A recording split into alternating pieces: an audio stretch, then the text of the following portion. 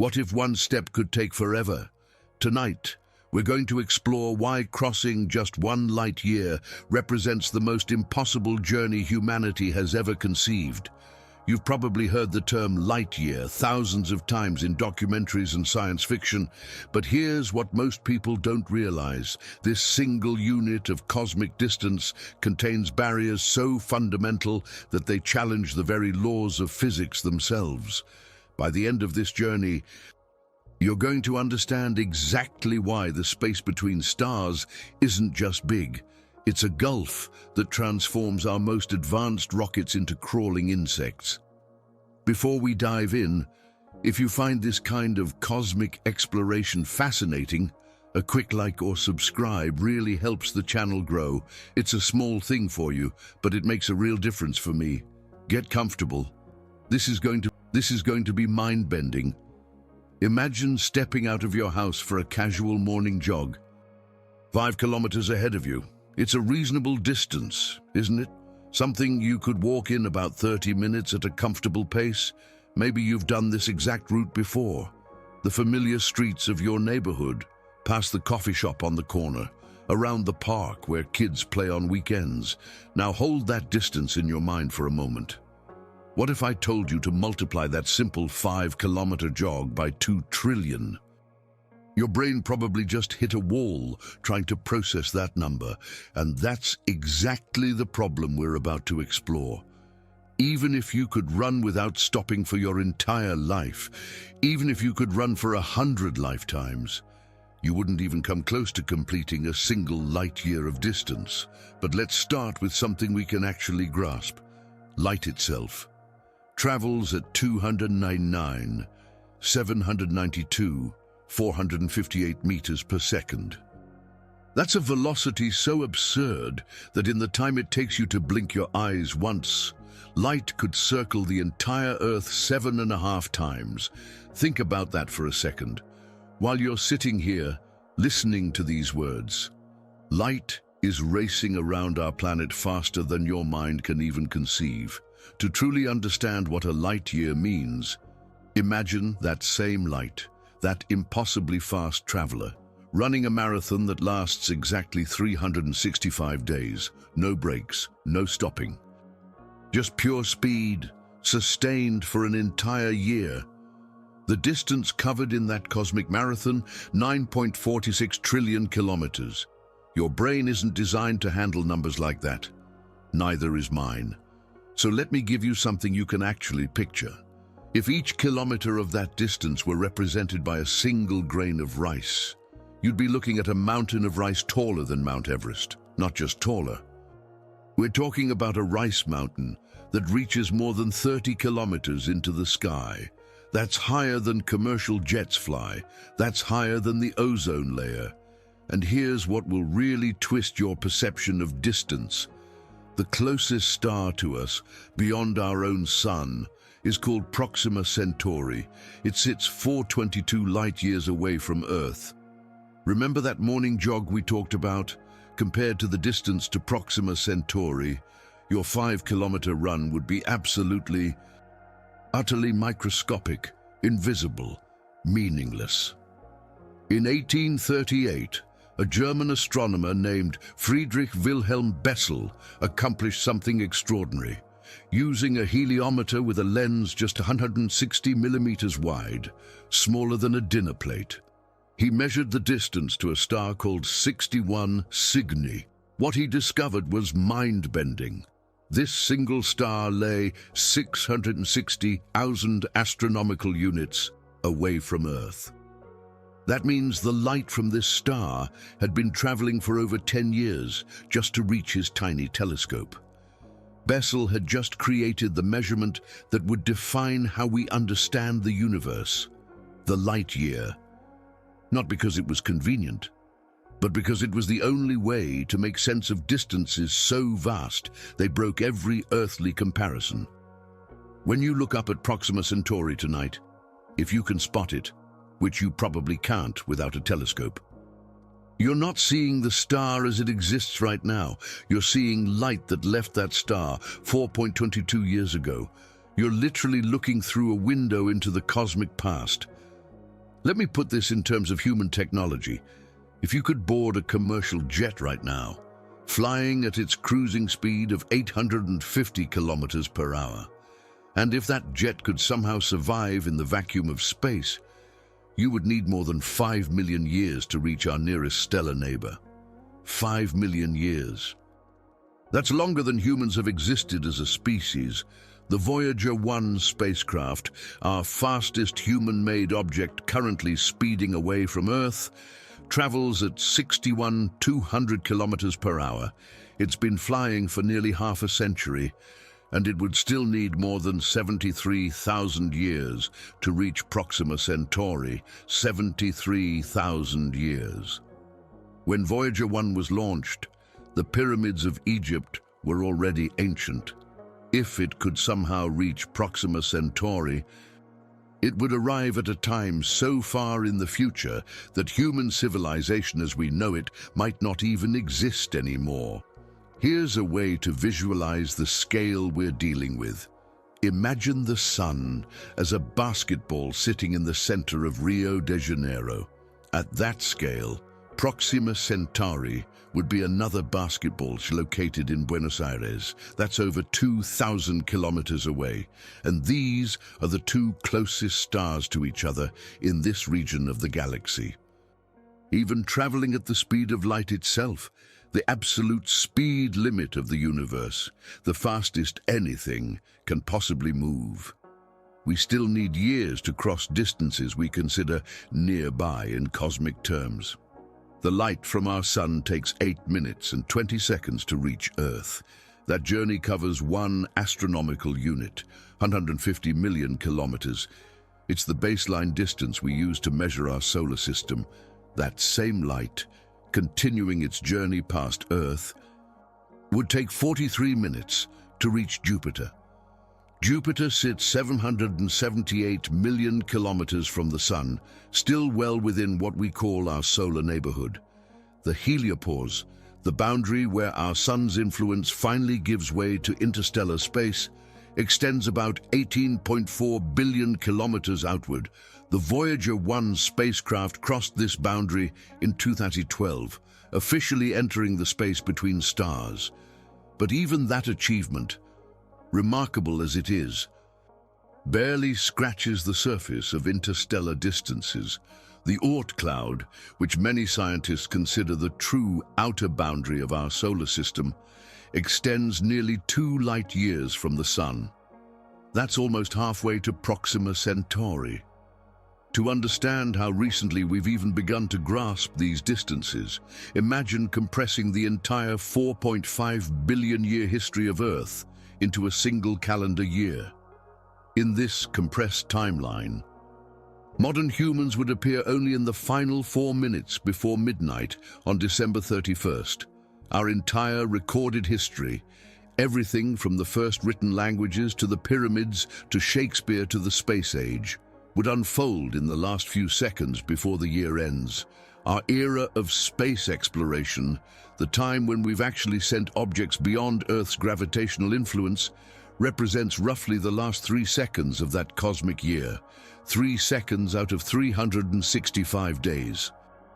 That's how new we are to even attempting to measure the cosmos around us. And yet, in those 3 cosmic seconds, we've discovered something profound and humbling. A light year isn't just a big number. It's not just an inconvenient distance that future technology will easily overcome. It represents a fundamental barrier, one that challenges not only our current rockets and spacecraft, but the very nature of space, time, and energy itself. The term light year sounds almost casual, doesn't it? Like a light snack or a light breeze. But there's nothing light about it. It's a distance so vast that it transforms our most advanced spacecraft into crawling insects. It makes our fastest jets seem like they're standing still. It renders the word impossible almost inadequate. This is the invisible giant that surrounds us, not a wall we can see or touch. but a fundamental property of the universe that keeps the stars forever out of reach. And understanding why crossing just one light year remains essentially impossible, that's the journey we're about to take together. But first, let's see just how far we've actually managed to travel. Because humanity has been trying to escape the bonds of Earth for decades now, and our most ambitious attempts reveal just how trapped we really are. The furthest human-made object from Earth is Voyager 1. After 48 years of continuous travel, nearly half a century of racing through space without stopping, it has managed to reach a distance of 25.2 billion kilometers from home. That sounds impressive, doesn't it? 25 billion kilometers. The numbers are so large, they lose all meaning. Until you realize that this epic journey, this unprecedented achievement of human engineering, represents exactly 0.27% of a single light year, not 27%, not 2.7%. 0.27%. It's like taking 3 steps on a walk from Sao Paulo to Tokyo and then celebrating that you've made meaningful progress toward your destination.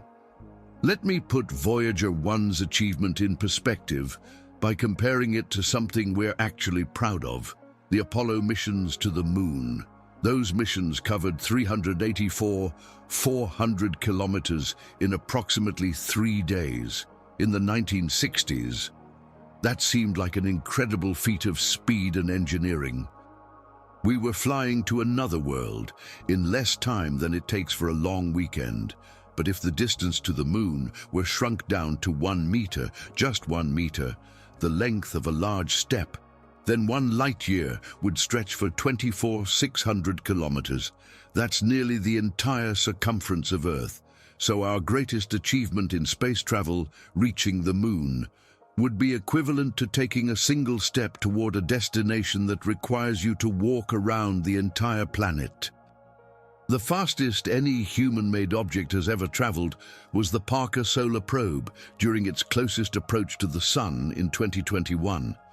It reached 690,000 kilometers per hour, a speed so extreme that it could fly from New York to Tokyo in less than 20 minutes.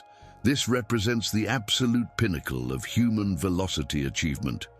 Even at that record-breaking speed, crossing a single light year would take more than 560 years. That's approximately 20 consecutive human generations. If the Parker Solar Probe had been launched during the fall of the Roman Empire, it would be arriving at Proxima Centauri right about now, this year, 2025. Voyager 1 will achieve another milestone that puts our cosmic insignificance into sharp focus. It will become the first human creation to reach a distance of 1 light day from Earth, 25.9 billion kilometers away.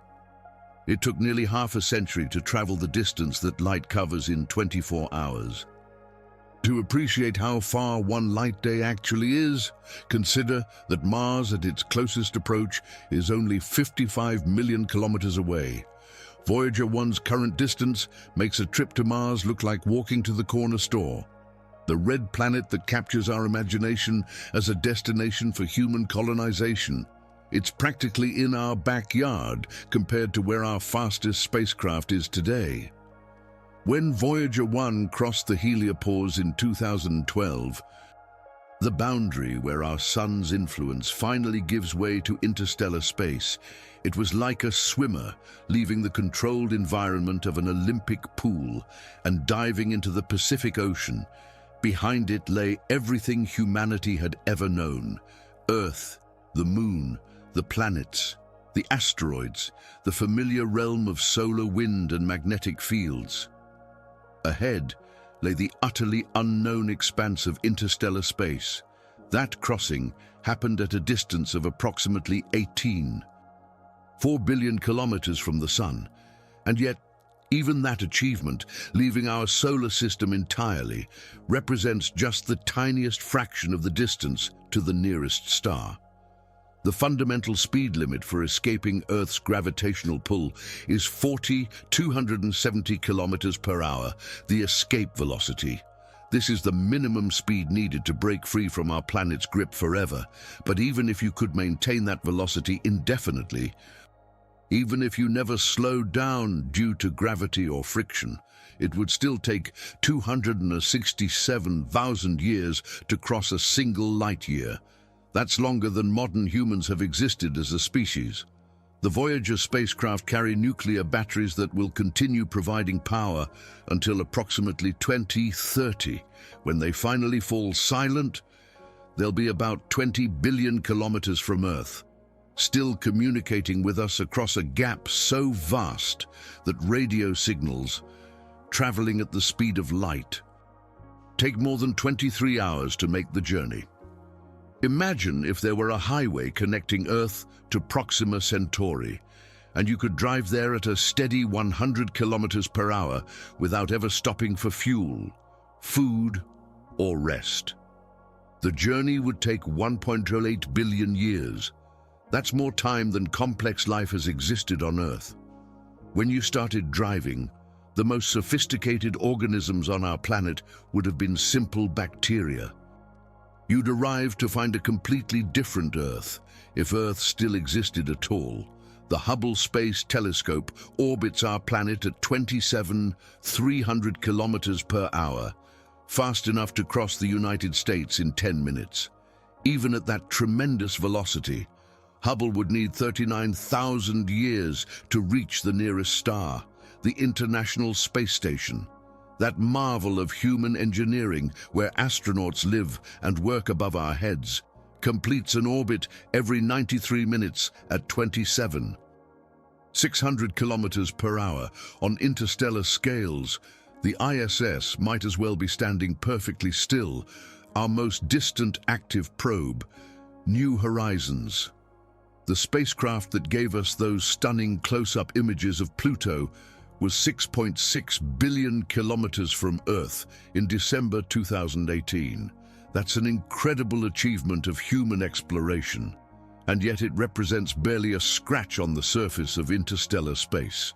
It's like exploring the first grain of sand on a beach that stretches beyond the horizon.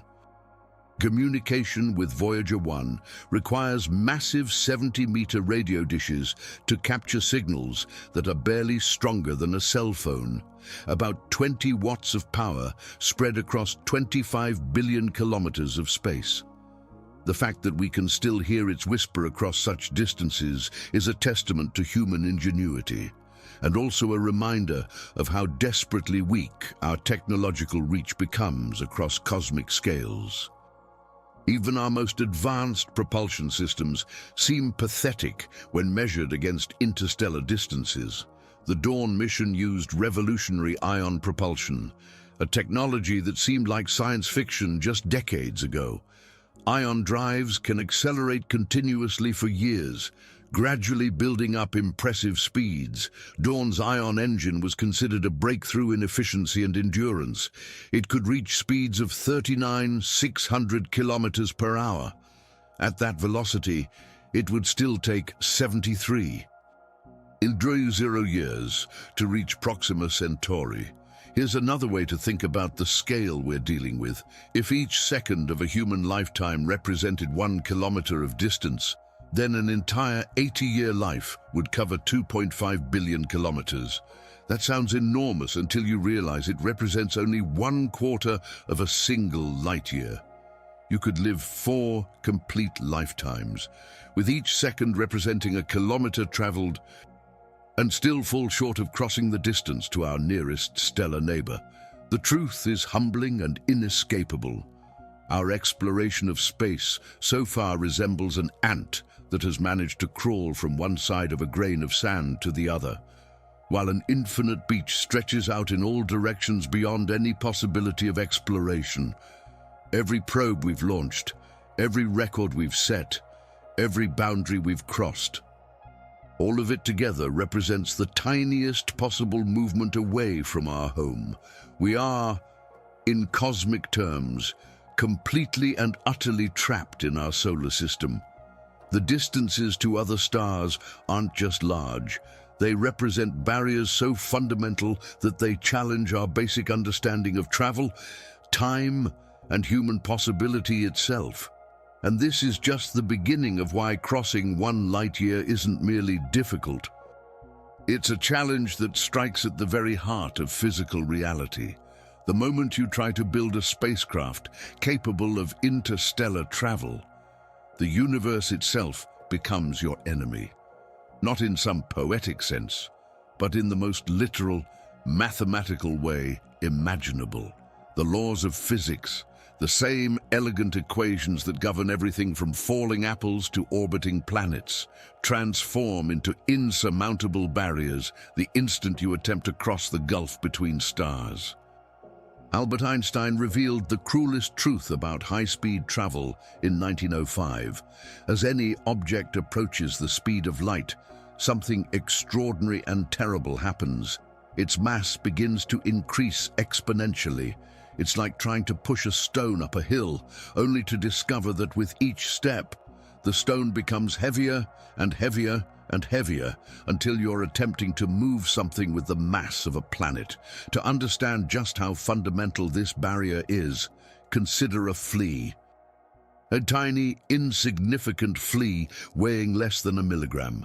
To accelerate that flea to the speed of light would require all the energy available in the entire observable universe. Not the energy we can currently harness, not the energy contained in all the stars we can see, all the energy that exists, period. This isn't a limitation of our technology. This is the universe saying no, in the most absolute terms possible. Einstein's equation E=mc2 reveals why this happens. Mass and energy are interchangeable, two sides of the same cosmic coin. As you pour energy into accelerating an object, some of that energy becomes additional mass. The faster you go, the more massive you become. It's a feedback loop with no escape, like trying to fill a bucket that grows larger every time you pour water into it. Let's imagine a spacecraft that somehow manages to reach 90% of the speed of light. At that velocity, the ship's relativistic mass becomes 29 times heavier than when it started. Push it to 99% of light speed, and the mass increases 7-fold. At 99.9% of light speed, still not actually reaching the speed of light, the spacecraft becomes 22.4 times more massive than it was at rest. But here's what makes interstellar travel hopeless long before you approach these extreme velocities. Even reaching just 10% of the speed of light requires energy that defies comprehension. A spacecraft weighing 1 metric ton, about the size of a small car, would need energy equivalent to 25 trillion liters of gasoline just to reach 30,000 kilometers per second. 25 trillion liters. That's more gasoline than humanity has consumed in its entire history. For one small spacecraft to reach 1/10 the speed of light. The speed of light isn't just fast, it's a cosmic speed limit, as fundamental as the laws of thermodynamics. Trying to exceed it would be like trying to run faster than your own shadow, or attempting to create energy from nothing. The universe simply doesn't permit it. Stephen Hawking once calculated what it would take to accelerate a crewed spacecraft to 98% of light speed. The numbers are staggering. The acceleration phase alone would take 6 years of continuous thrust. During those 6 years, the spacecraft would consume energy equivalent to the output of 1,000 nuclear reactors running at full capacity without interruption. 1,000 nuclear reactors. For 6 years, just to accelerate. And that's when the universe begins playing even crueler tricks on you. Time itself becomes unreliable. Einstein showed us that time is not the steady, universal metronome we once believed it to be. At high velocities, time dilates. It stretches and warps like taffy. Passengers aboard a spacecraft traveling at 90% of light speed would experience time passing 2.29 times slower than people on Earth. During a journey to Proxima Centauri at 90% of light speed, only 1.8 years would pass for the travelers, while observers on Earth would age nearly 5 years. The crew would arrive young and bewildered to find that everyone they left behind had grown older, had different lives, had moved on.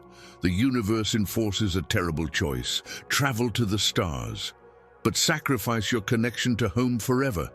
But long before you reach these relativistic speeds, the space between stars reveals itself as a shooting gallery designed to destroy anything moving fast enough to matter. Cosmic radiation, normally just a background hum, becomes a lethal bombardment. Protons from interstellar space, accelerated by ancient supernovae, would strike your spacecraft like concentrated gamma rays. The faster you travel, the more intense this radiation becomes. Micrometeoroids, tiny grains of dust and rock that pose no threat to slow-moving spacecraft, transform into devastating projectiles at relativistic speeds. A particle the size of a sand grain would hit your ship with the force of a cannon shell. There is no material, no configuration of atoms that could withstand such impacts. The very nature of reality warps around you. The Doppler effect, which gently shifts the pitch of an approaching ambulance siren, becomes a violent distortion of the electromagnetic spectrum. Stars ahead of your spacecraft would appear intensely blue-shifted, blazing with dangerous high-energy radiation. Stars behind you would redshift into invisible infrared, leaving you flying blind through space that appears empty, but teems with hidden threats. A spacecraft weighing 100 tons and traveling at just 50% of light speed would carry kinetic energy equivalent to detonating 1,000 hydrogen bombs. You're not just traveling. You become a cosmic projectile capable of devastating anything in your path. And remember, you'll need to slow down when you arrive, which means you need an equally powerful braking system. You've just doubled your energy requirements. Inside your relativistic spacecraft, the laws of physics become alien. Clocks at the front and back of your ship would show different times due to relativistic simultaneity. Events that appear simultaneous to you would occur at different moments for outside observers. The very concept of now becomes meaningless. Communication with Earth becomes impossible in any practical sense. Radio signals you transmit would arrive shifted into X-ray frequencies or ultra-low radio waves, depending on your direction of travel. Ground control can't help you when your messages arrive as lethal radiation or signals so weak they're indistinguishable from background noise. If you somehow survived the journey and returned home, you'd encounter the twin paradox made real. Your family, your friends, your entire civilization would have aged decades or centuries while you experienced only a fraction of that time. You would return to a world that barely remembered launching you, a stranger from the past, arriving in an unrecognizable future. And all of this assumes you could somehow carry enough energy to accelerate and decelerate a massive spacecraft. At extreme velocities, the curvature of space-time itself begins creating artificial gravitational fields inside your ship. The physics of your internal environment becomes a nightmare that no engineer could solve. Your spacecraft becomes less like a vehicle and more like a miniature black hole, warping reality around it in ways that make survival impossible. This is why crossing 1 light-year isn't just an engineering challenge. It's a confrontation with the fundamental structure of reality itself. The universe has built-in safeguards that make interstellar travel not difficult, but impossible. Every physical law conspires against you.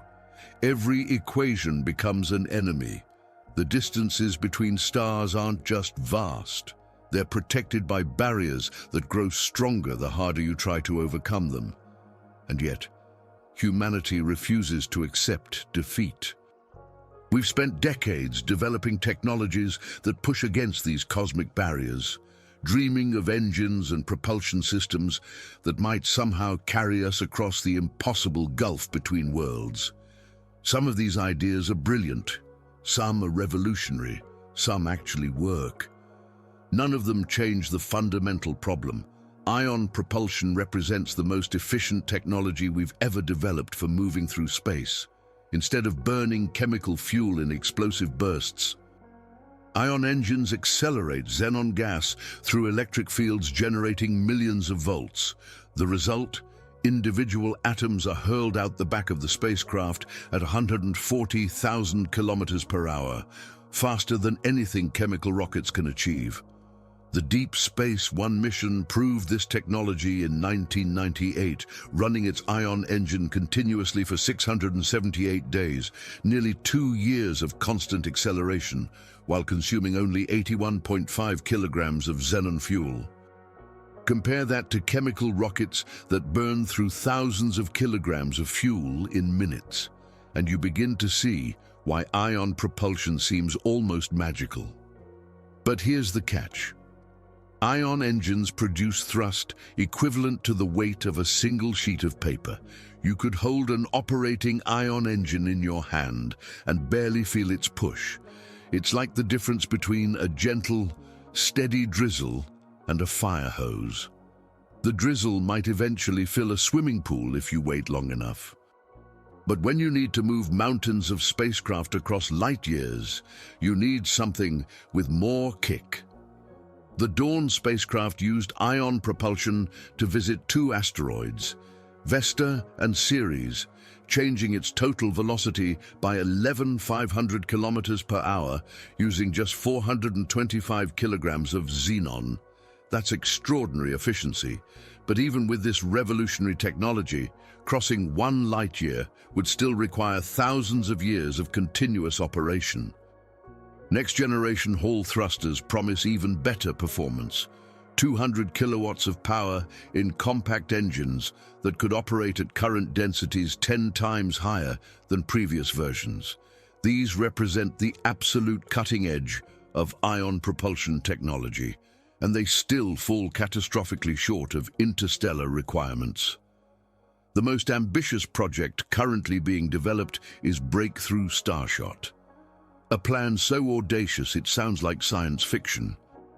The concept involves accelerating spacecraft weighing just 1 gram, less than a paperclip, to 60,000 kilometers per second using 100 gigawatt lasers focused on gossamer light sails. Picture this for a moment. These nanosatellites would weigh almost nothing but carry cameras, sensors, and transmitters capable of sending data across 4.22 light-years back to Earth.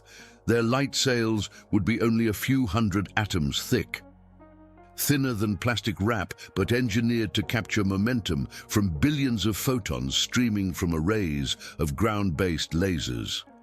At 20% of light speed, these tiny probes could reach Proxima Centauri in about 20 years. It's the closest thing to a realistic interstellar mission that anyone has proposed. But notice what we had to sacrifice to make it even theoretically possible. The spacecraft carries no humans, no life support, no return capability. It's barely more than a sophisticated grain of rice with a camera attached. To scale this technology up to carry humans would require lasers producing 100 terawatts of power, equivalent to the entire current electrical output of human civilization. Every power plant on Earth would need to be dedicated to accelerating a single crewed spacecraft. And that's just for acceleration. You'd need another 100 terawatts to slow down when you arrive. The engineering challenges multiply exponentially when you consider the infrastructure required. You'd need laser arrays spanning continents, power systems larger than anything ever built, and tracking systems accurate enough to focus that energy on a sail the size of a dinner plate as it recedes at relativistic speeds. The margin for error would be measured in microseconds and millimeters.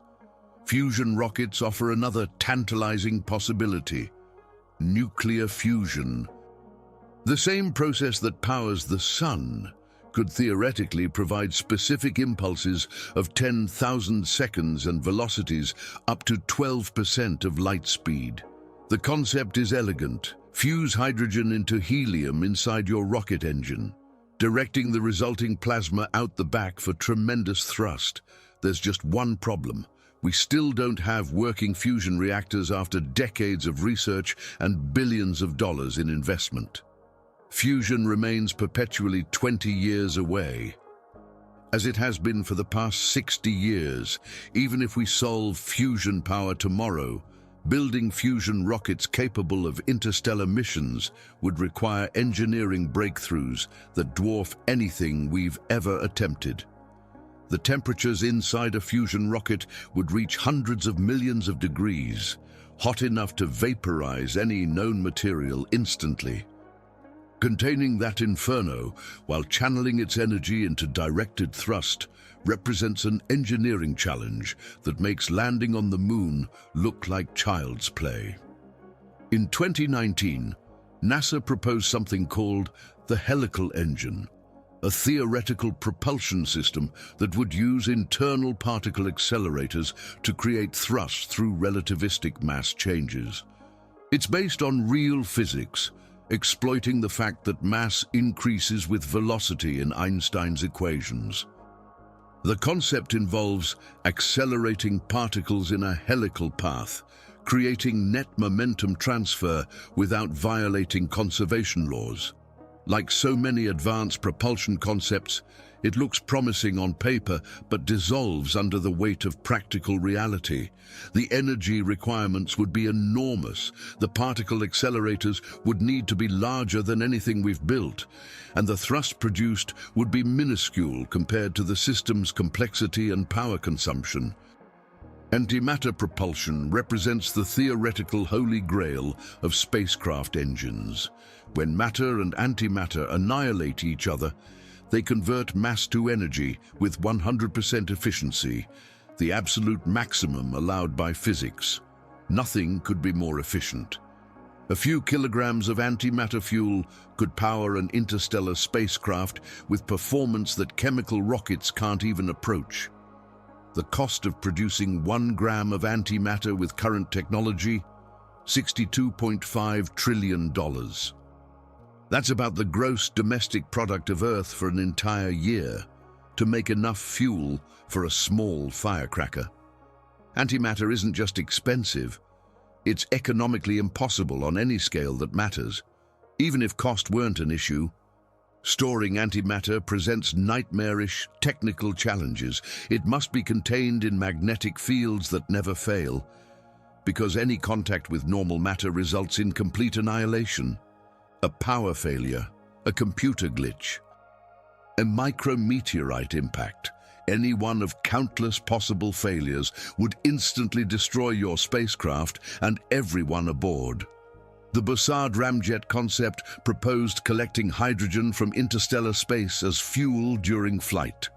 Imagine a spacecraft that functions like a cosmic vacuum cleaner, scooping up atoms from the thin medium between stars and using them to power continued acceleration.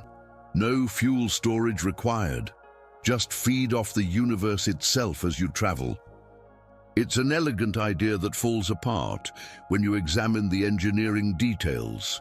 The magnetic fields required to collect interstellar hydrogen would need to be enormous, kilometer-scale structures that would create more drag than thrust. The density of interstellar hydrogen is so low that you'd need to sweep up cubic light-years of space to collect meaningful amounts of fuel. You'd slow down rather than speed up. The ramjet concept works beautifully in theory and fails catastrophically in practice. Giant solar sails kilometers in diameter could use radiation pressure from stars to accelerate continuously, potentially reaching 5% of light speed over centuries of patient acceleration. These would be engineering marvels. Gossamer structures larger than cities but weighing almost nothing, held in precise configuration by materials that don't yet exist. The pressure from sunlight is incredibly weak, about the force of a raindrop falling on your hand. But in the vacuum of space, applied continuously over decades, this gentle push could theoretically accelerate a spacecraft to impressive velocities. The challenge lies in building sails large enough and light enough to make the concept practical. The Project Daedalus study from 1973 calculated that a 54,000-ton spacecraft using fusion propulsion could reach 12% of light speed. That's an impressive theoretical velocity. But the spacecraft would be larger than the biggest buildings ever constructed and would require fusion technology we still don't possess 50 years later. The fuel requirements alone would involve manufacturing thousands of tons of fusion pellets with precision that current technology cannot achieve. Nuclear pulse propulsion, the old Project Orion concept from 1958, proposed detonating atomic bombs behind massive shock-absorbing plates to achieve thrust through controlled explosions. It's crude, dangerous, and probably politically impossible, but it would actually work.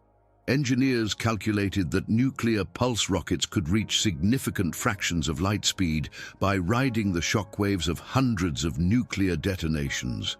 The spacecraft would need to withstand repeated nuclear blasts occurring just meters away. The shock-absorbing system would require materials and engineering beyond anything attempted in human history. The psychological impact on crew members of riding a vehicle powered by continuous nuclear explosions would be devastating. Yet for all its terrifying implications, nuclear pulse propulsion remains one of the few technologies that could theoretically achieve meaningful interstellar velocities. Magnetoplasma dynamic thrusters accelerate plasma through powerful magnetic fields, promising specific impulses of 5,000 seconds with much higher thrust than traditional ion engines. They represent a promising middle ground between efficiency and power, but they're still in early development stages. The magnetic fields required would consume enormous amounts of electrical power, and the plasma temperatures would challenge any containment system. The most realistic approach might involve hybrid systems, chemical rockets for Earth escape, ion propulsion for the cruise phase, and nuclear rockets for deceleration at the destination. Each propulsion type would be optimized for its specific role in the mission profile. But even this optimized approach would require decades of travel time and technological breakthroughs in multiple fields simultaneously. Space-based lasers could accelerate light sails without atmospheric distortion, focusing gigawatts of energy onto sail areas the size of dinner plates. Arrays of orbital laser stations could provide sustained acceleration for decades, gradually pushing spacecraft to tremendous velocities. The precision required would be extraordinary, maintaining focus on a target moving at thousands of kilometers per second across interplanetary distances. But here's the sobering truth that emerges when you examine all these technologies. Even our most advanced, revolutionary, barely possible propulsion concepts, even if every one of them worked perfectly, even if we solved fusion power and antimatter production and built laser arrays spanning the solar system, crossing a single light year would still require decades or centuries of continuous travel through the cosmic void. We've invented incredible technologies. We've pushed the boundaries of physics and engineering. We've proposed solutions that sound like magic, and they're still not enough. The universe has set the bar so impossibly high that even our wildest dreams of propulsion fall short of what interstellar travel demands. But let's imagine for a moment that we somehow solve the propulsion problem. Let's pretend we built fusion rockets or antimatter engines or laser-propelled light sails that could actually accelerate a spacecraft to meaningful fractions of light speed. Even then, even if we conquered the fundamental physics of interstellar travel, we would immediately face engineering challenges so staggering they make rocket propulsion look simple. The rocket equation, formulated by Konstantin Tsiolkovsky over a century ago, reveals the cruel mathematics of space travel. To double your final velocity, you need to exponentially multiply the mass of fuel you carry. This isn't a limitation of current technology. It's a fundamental relationship between energy, mass, and acceleration that governs all rocket-powered vehicles. An interstellar spacecraft wouldn't be a vehicle in any sense we understand.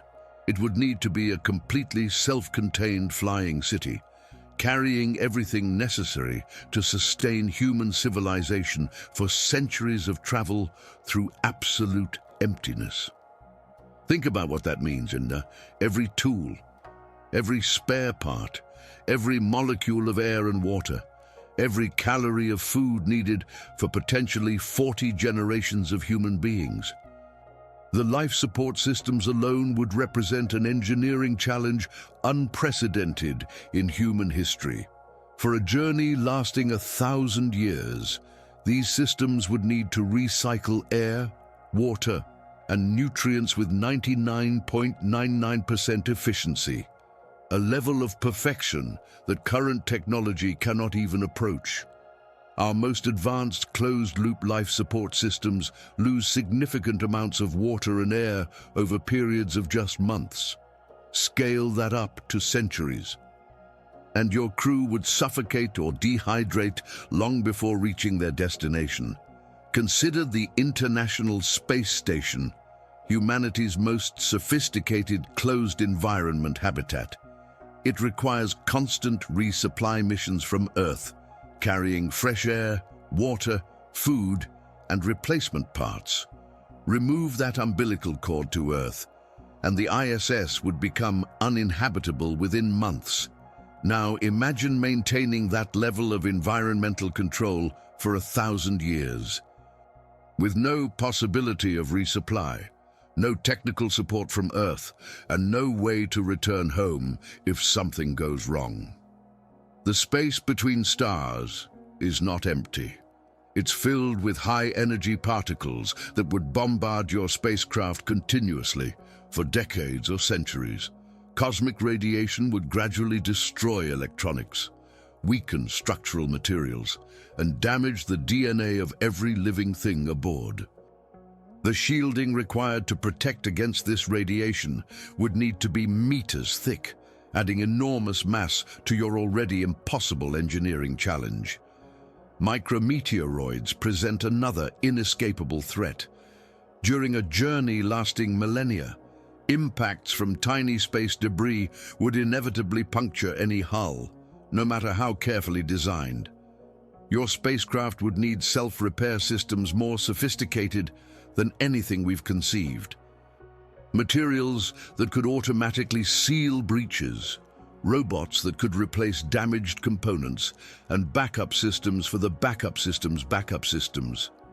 The attitude control systems that keep spacecraft properly oriented would face decades of continuous operation in an environment where failure means losing all ability to navigate or communicate with Earth. Gyroscopes wear out, reaction wheels fail, star trackers become miscalibrated in Earth orbit. These components are replaced regularly. In interstellar space, failure means drifting helplessly through the void with no external references to regain control.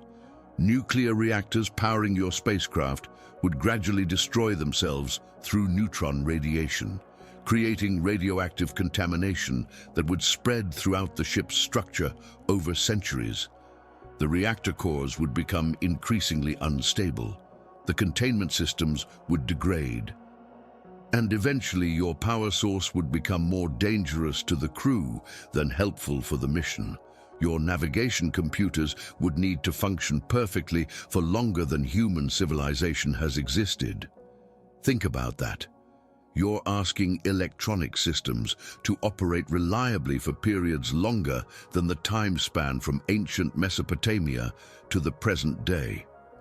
Medieval mechanical clocks that still keep time are considered engineering marvels. You're demanding that level of reliability from computers exponentially more complex, operating in the harsh environment of space. Communication systems would face an equally impossible challenge. As your spacecraft recedes from Earth, messages would take years to travel between ship and home. Technical support becomes meaningless when your distress call won't reach Earth for half a decade, and the response won't return for another half-decade. You're truly alone. With no possibility of assistance from home, the agricultural systems needed to feed your crew would need to operate in controlled environments for 40 consecutive human generations, soil that remains fertile for centuries, seeds that maintain viability across geological time spans, pest control in closed systems where any ecological imbalance could destroy your entire food supply. One crop failure, one contamination event, one genetic bottleneck in your food species, and everyone dies. The genetic diversity of your human crew presents another insurmountable challenge. A few hundred people, the maximum practical crew size for such a mission, would face inevitable inbreeding over centuries. Genetic bottlenecks would accumulate. Inherited diseases would spread through the population. Your genetic banks would need to maintain viability for longer than our species has existed, preserving the biological diversity necessary for healthy reproduction across dozens of generations. The mechanical structures of your spacecraft would face stresses no Earth-based engineering has ever encountered. Metals crystallize and become brittle when exposed to the temperature extremes and radiation of deep space for decades. Welds develop microscopic cracks that propagate through thermal cycling until they fail catastrophically during acceleration or deceleration. Materials science has no experience with components that must maintain structural integrity for geological time periods. Liquid fuel would inevitably leak through microscopic imperfections in seals and gaskets. It's like trying to keep water in buckets that develop tiny holes, manageable for hours or days, but hopeless across centuries. Every seal, every gasket, every joint in your fuel systems would need to maintain perfect integrity for longer than recorded human history. The cold of interstellar space, -270 degrees Celsius, would challenge every heating system ever designed. At these temperatures, materials contract beyond their design limits. Fluids freeze into solids that can rupture pipes and destroy pumps. Your heating systems would need to function continuously for centuries without maintenance, fighting against an environment that wants to freeze everything solid. The redundancy required for such a mission would multiply every system 3 or 4 times, tripling or quadrupling the mass and complexity until your spacecraft becomes too large and massive to accelerate. But without that redundancy, the first major system failure would doom the entire mission. You're trapped between engineering requirements that contradict each other. Maintaining the propulsion systems during flight would be like trying to repair a watch while falling from an airplane. You can't shut down the engines without losing control of your trajectory, but you can't perform major maintenance while they're operating. Complex mechanical systems require periodic overhaul, but in interstellar space, there's nowhere to stop for repairs. The metal joints and welds holding your spacecraft together would develop stress fractures through countless thermal cycles as the ship moves between the heat of its reactors and the cold of space. These microscopic cracks would slowly propagate through the structure until they reach critical size, at which point they would fail catastrophically under the stresses of acceleration, threatening to tear the ship apart. Your spacecraft's atmosphere would gradually escape through molecular diffusion, even through supposedly perfect seals. Light gases like hydrogen and helium would be lost first, followed by heavier components. The atmospheric composition would slowly change over decades, requiring constant adjustment to remain breathable. You're fighting a battle against physics itself, and physics never gets tired. If you rotate sections of your ship to provide artificial gravity, and you'd have to, since humans can't survive decades in weightlessness, the centrifugal forces would create enormous structural stresses. Any rotating structure larger than a few hundred meters in diameter would try to tear itself apart. The engineering required to contain these forces while maintaining habitability would push materials science far beyond current capabilities. Perhaps most devastatingly, the coordination between all these interdependent systems would become impossible as failures accumulated over centuries. Each malfunction would cascade into other systems. Failed components would create unexpected interactions. Your spacecraft would gradually transform from a precisely engineered machine into a chaotic maze of broken systems held together by increasingly desperate repairs and workarounds. This is what happens when engineering meets the impossible. Every solution creates new problems. Every system you add to solve one challenge makes 10 others more difficult. The simple act of crossing 1 light year doesn't just require better rockets. It demands that we reinvent every aspect of engineering for challenges that have no precedent in human experience. But even if we somehow solved all these engineering nightmares, even if we built spacecraft that could function reliably for centuries, we would discover that the space between stars isn't empty at all. It's a cosmic minefield filled with invisible threats that would destroy any vessel attempting to cross it. The interstellar medium contains approximately 1 hydrogen atom per cubic centimeter, so sparse it's considered a near-perfect vacuum by Earth standards. But when you're traveling at relativistic speeds, this tenuous emptiness transforms into a hurricane of subatomic projectiles. Each atom becomes a microscopic bullet striking your spacecraft with devastating energy. Galactic cosmic rays constantly bombard interstellar space with protons accelerated to 99% of the speed of light by ancient supernova explosions.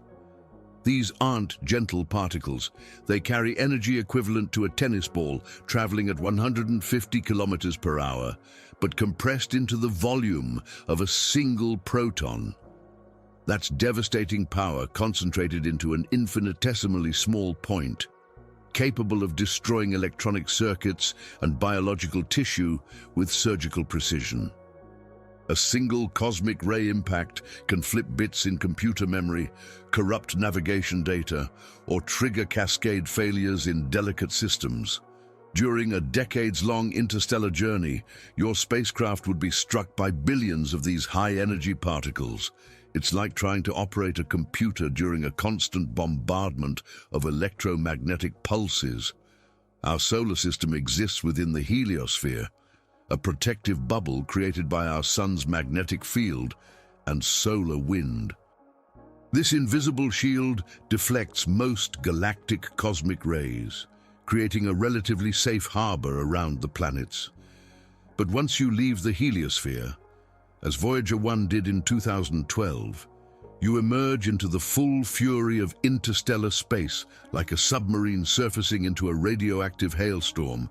Galactic magnetic fields, though 100,000 times weaker than Earth's, stretch across light years and would constantly deflect metallic spacecraft from their intended trajectories. These fields create invisible currents flowing through space like underwater rivers, gradually pushing vessels off course over the years and decades of interstellar travel. Your spacecraft would encounter molecular clouds, regions where interstellar density increases by a factor of 1,000. What seemed like empty space suddenly becomes thick enough to create atmospheric drag on relativistic vehicles. These clouds are invisible until you're already inside them, and they can extend for light years in diameter. Entering one would be like a spacecraft suddenly hitting soup when it expected vacuum. Interstellar dust, though microscopic, would strike your hull like a continuous rain of armor-piercing projectiles. At relativistic speeds, dust grains smaller than bacteria would impact with the force of bullets, gradually abrading and weakening your spacecraft's structure.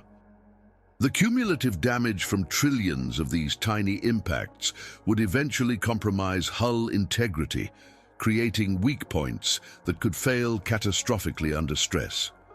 HII regions, areas of space ionized by young, hot stars, create corrosive plasma environments that would slowly dissolve exposed metal surfaces. It's like flying through invisible acid that eats away at your spacecraft atom by atom.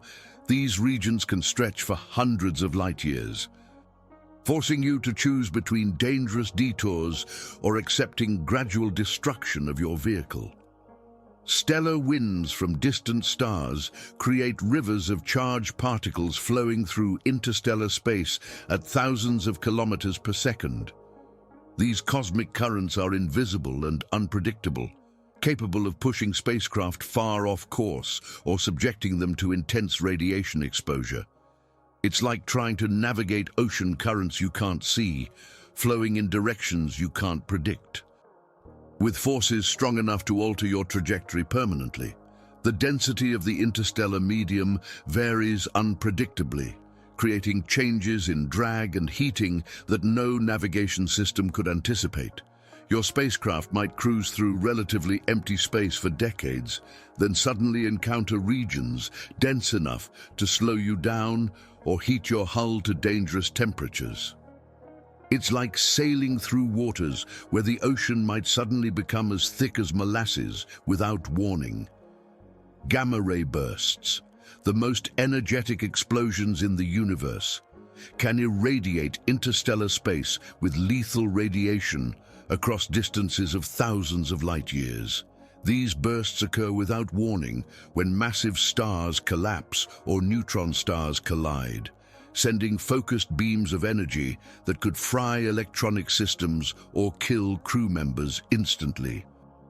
There's no way to predict them, no way to shield against them, and no way to avoid them if you're unlucky enough to be in their path.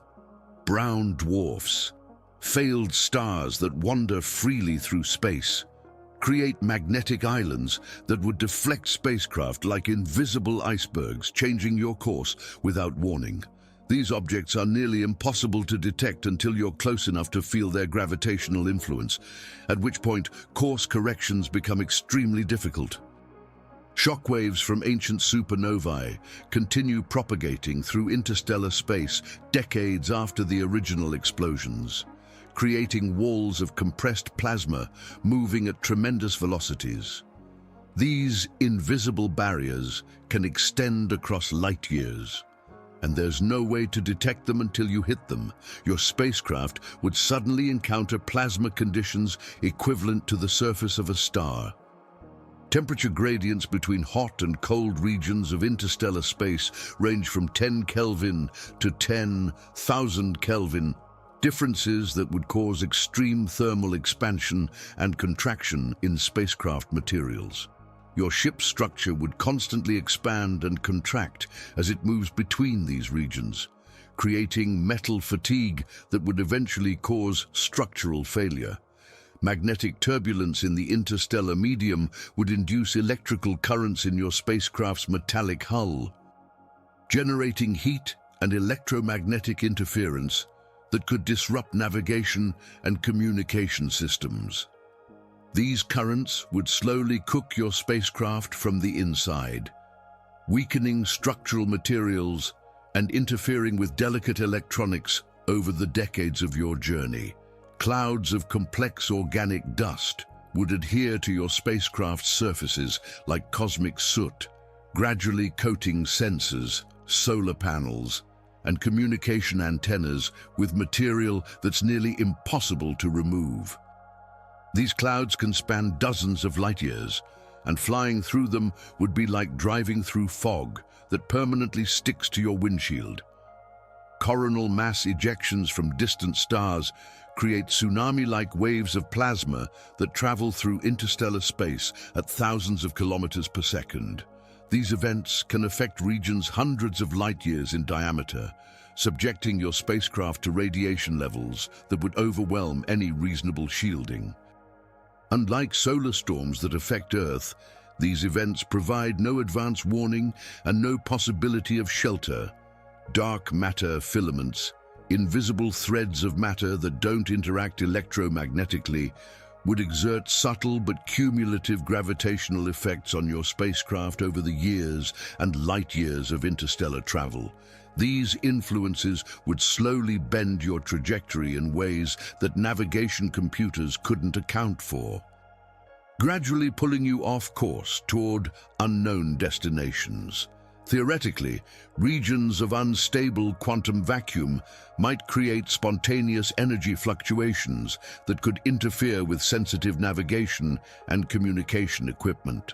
While these effects remain speculative, the quantum nature of space itself at the smallest scales could produce random disturbances that would accumulate over the vast distances and timescales of interstellar travel. Perhaps most daunting of all, traveling between different spiral arms of the galaxy would expose your spacecraft to dramatically different environments, like crossing between alien biomes in space. Stellar density, background radiation, magnetic field strength, and dust content all vary dramatically between galactic regions. Your spacecraft would need to adapt to cosmic environments as different from each other as tropical rainforests are from Arctic tundra. The space between stars isn't a peaceful void, waiting patiently for human exploration. It's an active, dynamic, and hostile environment filled with invisible threats that would challenge every system on your spacecraft. The interstellar medium might seem empty, but it's actually a complex ecosystem of particles, fields, and energy that has evolved over billions of years to create conditions fundamentally incompatible with human technology. Every light year of interstellar space is defended by barriers that grow more dangerous the faster you try to cross them. Faced with these seemingly insurmountable obstacles, human imagination has turned to more exotic possibilities, theoretical concepts that bypass conventional physics entirely. If the universe won't let us travel through space at useful speeds, perhaps we can convince space itself to bring distant destinations closer to us. The most famous of these concepts emerged from a paper published by physicist Miguel Alcubierre in 1994. His warp drive proposal suggests contracting space-time ahead of a spacecraft while expanding it behind, essentially creating a wave in the fabric of reality that the ship could surf across interstellar distances. Picture it like this. Imagine folding a piece of paper so that two distant points touch each other, then poking a tunnel through the fold. Instead of traveling the long way across the paper's surface, you take a shortcut through the folded dimension. The Alcubierre drive would do something similar with space-time itself, warping the geometry of reality so that distant stars become neighbors. It's an elegant concept that immediately runs headfirst into the impossible. Creating this space-time warp would require exotic matter with negative energy density, energy that's less than nothing. You'd need the equivalent of Jupiter's entire mass converted into pure negative energy. That's 10^42 joules of negative energy, more than the total energy output of billions of stars combined over their entire lifetimes. But negative energy has never been discovered in nature. It exists only in the mathematical equations of general relativity, not in the physical universe we can observe and measure. This theoretical substance would need to have anti-gravitational properties. Repelling rather than attracting matter, it would violate fundamental principles of thermodynamics and quantum mechanics simultaneously. We're not talking about energy that's difficult to obtain. We're talking about energy that may not be able to exist at all. Even if negative energy could somehow exist, the engineering challenges would transcend anything imaginable. You'd need to maintain precise control over the equivalent of Jupiter's mass worth of exotic matter, shaped into specific geometric configurations around your spacecraft. Any instability in this system would either collapse the warp bubble or tear your ship apart through tidal forces more extreme than those near black holes. Wormholes represent another theoretical escape route from the tyranny of distance.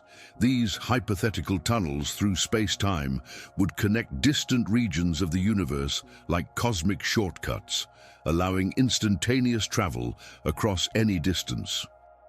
Einstein and Nathan Rosen first described them mathematically in 1935, showing that general relativity permits these bridge-like structures in the fabric of space-time. The mathematics are beautiful and self-consistent. You could theoretically step into a wormhole on Earth and emerge near Alpha Centauri without experiencing any passage of time. It's the ultimate cosmic subway system, if it could actually work. But keeping a wormhole open would require exotic matter with anti-gravitational properties stranger than anything we've ever observed or conceived. The throat of a traversable wormhole would want to collapse faster than light could pass through it. Calculations show that wormholes would pinch closed in microseconds without continuous support from energy sources equivalent to massive stars burning for millions of years. Even if you could somehow stabilize a wormhole, the tidal forces near its throat would stretch any physical object, including spaceships and human bodies, into long streams of subatomic particles. The gravitational gradients would be so extreme that your head and feet would experience dramatically different gravitational fields, literally pulling you apart atom by atom. You'd need exotic matter, not just to keep the wormhole open, but to somehow create a subway tunnel through space-time with smooth walls and gentle gravitational fields. The engineering requirements multiply exponentially until you're essentially demanding the ability to rewrite the fundamental laws of physics in localized regions of space. The Casimir effect demonstrates that quantum vacuum contains real, measurable energy. Space itself fluctuates, with virtual particles constantly popping into and out of existence. Two metal plates placed extremely close together will experience a tiny, attractive force as virtual particles push them together. This has led to speculation about extracting energy from the vacuum itself, essentially powering spacecraft by harvesting energy from empty space. It sounds like the ultimate renewable energy source, unlimited power available anywhere in the universe, requiring no fuel, no external energy input. But extracting usable energy from vacuum fluctuations would violate the second law of thermodynamics, the fundamental principle that energy cannot be created or destroyed. It would be like building a perpetual motion machine that creates energy from nothing. The universe's fundamental accounting system forbids creating energy without paying an equal energetic cost somewhere else. While vacuum energy is real, tapping into it on macroscopic scales would require violating conservation laws that have never been observed to fail in any experiment or observation. Some theories propose extra dimensions beyond our familiar 3 dimensions of space and 1 of time. String theory and related models suggest that our universe might be embedded in a higher dimensional space, with gravity potentially leaking into these extra dimensions. This has led to speculation about manipulating these hidden dimensions for faster-than-light travel or communication, but accessing these dimensions would require energies approaching the Planck scale. 10 to 19 giga-electron volts per particle. That's energy density comparable to the conditions that existed during the Big Bang itself. Creating such energies would require particle accelerators larger than solar systems, assuming the technology could even exist in principle. Tachyons. Hypothetical particles that travel faster than light seem to offer another theoretical loophole. If such particles existed, perhaps we could harness them for faster-than-light communication or propulsion. Some speculative theories allow for their existence within certain interpretations of relativity, but tachyons create logical paradoxes that may make them impossible in any universe where cause and effect have meaning. They would allow information to travel backward in time, permitting effects to precede their causes. You could theoretically receive a message before it was sent, creating grandfather paradox situations that would violate causality in ways that could unravel the logical structure of reality itself. The M drive, proposed in the early 2000s, claimed to generate thrust without expelling reaction mass, apparently violating conservation of momentum. Enthusiastic proponents suggested it could revolutionize space travel by providing propellantless propulsion, eliminating the need for fuel, and allowing continuous acceleration indefinitely. The concept generated enormous excitement and controversy. If it worked, it would solve the fundamental problem of interstellar travel by eliminating the rocket equation entirely. But rigorous testing by NASA in 2020, using the most sensitive measurement equipment available, confirmed that the M drive doesn't work. Any apparent thrust was due to experimental artifacts, thermal effects, and measurement errors. Researchers have proposed manipulating inertial mass through rotating electromagnetic fields, potentially making spacecraft effectively massless and therefore easy to accelerate to any velocity. The idea suggests that rapidly rotating superconducting disks or electromagnetic coils could somehow reduce an object's resistance to acceleration. But decades of careful experiments have failed to detect any reduction in inertial mass, no matter how powerful the electromagnetic fields applied or how sophisticated the experimental setup. The equivalence principle, the foundation of general relativity, appears to be ironclad. Mass remains mass, regardless of electromagnetic manipulation. Zero-point energy propulsion would extract energy from quantum vacuum fluctuations to power spacecraft indefinitely. The concept imagines devices that could tap into the seething energy of empty space itself, providing unlimited power for interstellar missions without carrying any fuel. While the quantum vacuum does contain energy, extracting it in useful quantities would require violating conservation of energy on macroscopic scales.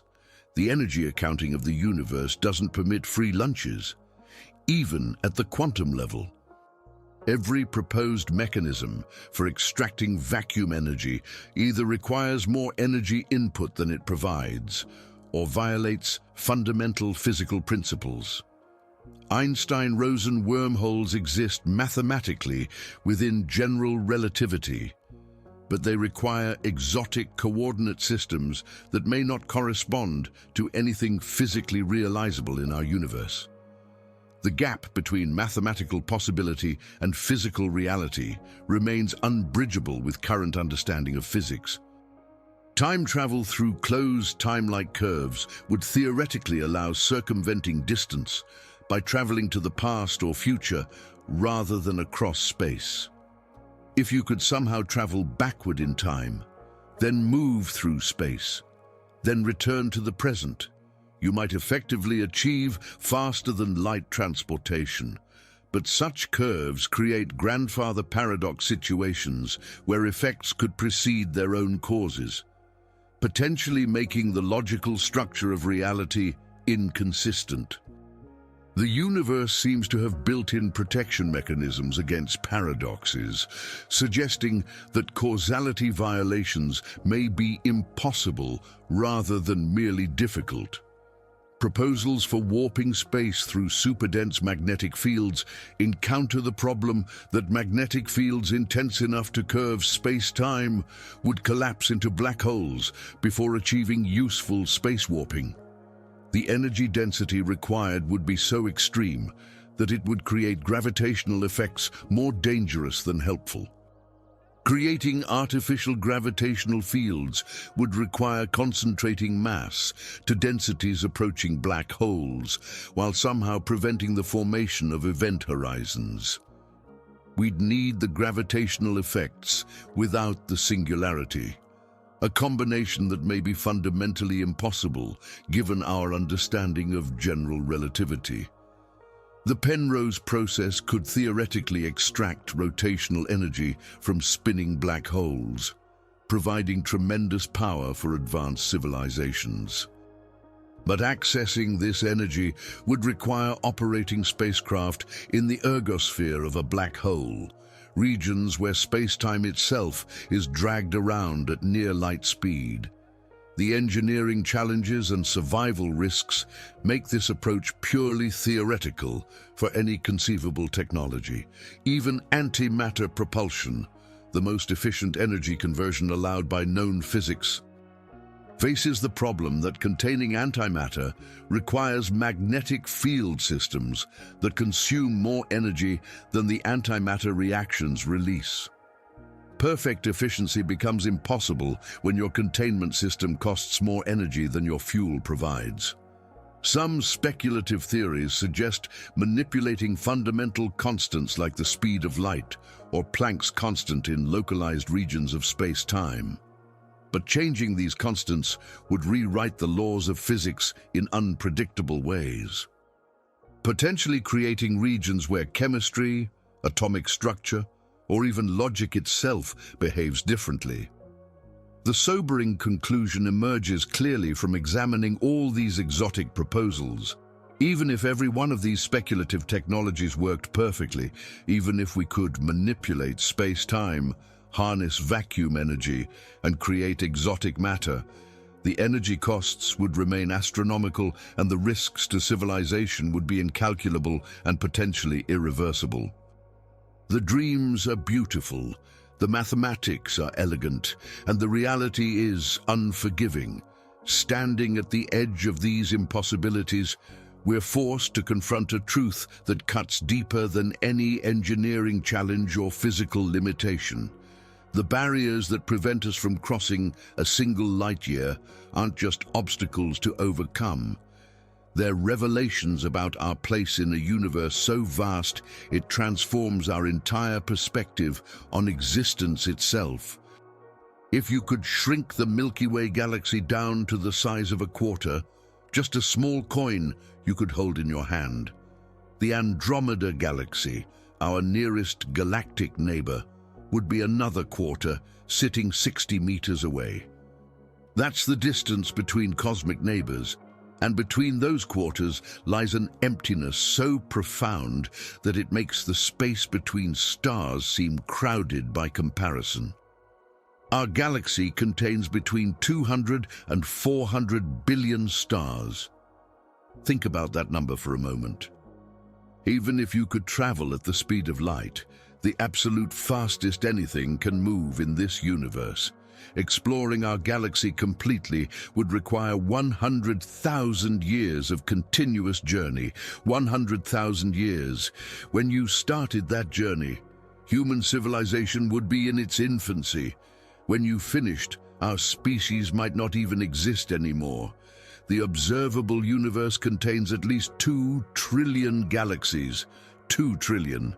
Each one filled with billions of stars. It's a number that completely transcends human comprehension. Your brain didn't evolve to process quantities this enormous. Neither did mine. We can say the words, but we can't truly grasp what they mean. If each star in the Milky Way were a grain of sand, you'd need a beach 15 kilometers long just to represent our single galaxy. And remember, there are 2 trillion other galaxies out there, each potentially requiring its own 15-kilometer beach of sand grains. When we observe the most distant galaxies through our most powerful telescopes, we're seeing light that has traveled 13.8 billion years to reach us. That light began its journey when the universe was only 5% of its current age, when the first stars were just beginning to form from primordial hydrogen and helium. We're not just looking across space, we're looking back through time itself, observing a cosmic past that predates everything familiar. The mathematics of probability suggest that our galaxy alone should contain trillions of potentially habitable planets, worlds where liquid water could exist, atmospheres that could support complex chemistry, the ingredients for life as we understand it. And yet, the distances between these worlds make contact with any of them practically impossible. If civilizations exist on planets orbiting other stars, and they almost certainly do, they face exactly the same impossible barriers that limit our own exploration. They look up at their night sky and see our sun as just another star among billions, forever beyond their reach. The laws of physics that trap us also trap them. We're all islands of consciousness, separated by gulfs that physics itself seems designed to keep unbridgeable. Humanity has existed for approximately 300,000 years in a universe that's 13.8 billion years old. If you compress the entire history of the cosmos into a single year, our species would appear at 11:59:52 p.m. on December 31st, 8 seconds before midnight. Our entire existence, from the first human footprints in African soil, to landing on the moon, to building computers capable of exploring other planets, all of it happens in those final 8 seconds. Our technological civilization represents only the last 200 years of those 300,000 in cosmic terms. We've been capable of space travel for about 1/10 of a second. We've been sending radio signals into space for the blink of an eye. We've been aware that other galaxies exist for less time than it takes to snap your fingers. The Voyager spacecraft, our most distant emissaries, would need 40,000 years to travel just 2 light years, not even close to reaching the nearest star. 40,000 years. When those probes reach that distance, human civilization will be as different from today as we are from our cave-dwelling ancestors. To truly appreciate the scale we're discussing, imagine Earth as a grain of sand. At that scale, the Sun would be a basketball about 26 meters away, Mars would be a pinhead at 40 meters, Jupiter would be a marble at 135 meters, but Proxima Centauri, our nearest stellar neighbor, would be another basketball 900 kilometers away. That's the distance from New York to Rome. And that's our closest neighbor. The cosmic silence we observe, the absence of obvious signals from alien civilizations, may not indicate that we're alone. It might simply reflect the fundamental impossibility of communication across distances that make civilizations permanently isolated from each other. Every intelligent species might be trapped in their own solar system, looking out at a universe full of unreachable neighbors. Each star you see when you look up at the night sky is potentially a complete solar system, planets, moons, asteroid belts, perhaps even life and intelligence. But they remain eternally inaccessible due to the relativistic limits that govern our universe. They might as well exist in separate universes entirely. If you wanted to build a staircase to Proxima Centauri with steps 20 centimeters high, about the height of a standard stair, That staircase would stretch for 47 trillion kilometers. It would be 315,000 times longer than the distance from Earth to the Sun. Climbing it at a normal pace would take longer than human civilization has existed. Our entire biosphere, every living thing that has ever existed on Earth, occupies a sphere just 742 kilometers in diameter. That's the full extent of all known life in the universe. A tiny bubble of complexity and consciousness floating in a void of extensions that the human mind literally cannot comprehend. Radio messages from Earth take 4.22 years to reach Proxima Centauri, traveling at the speed of light. Any conversation with hypothetical aliens there would involve delays of nearly a decade between question and answer.